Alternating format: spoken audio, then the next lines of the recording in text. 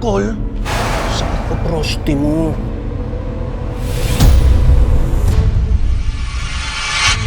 Toy, naiintindihan ko kung bakit mo nagawa yun.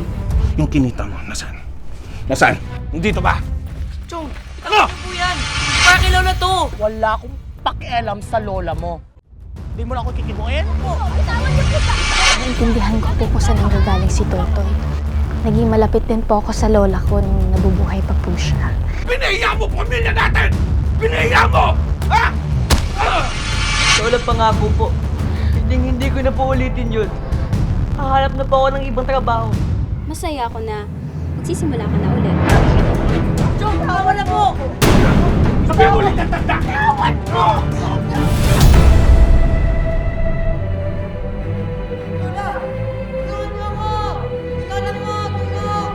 Mahal na mahal ko po kayo, Lola.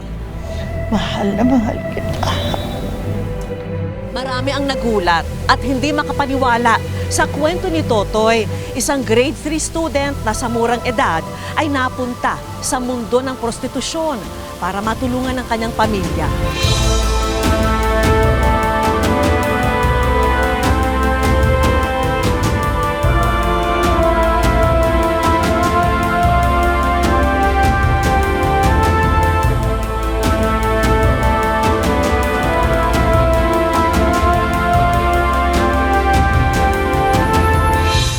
Abangan sa Wish Ko Lang ngayong Sabado, 4 p.m.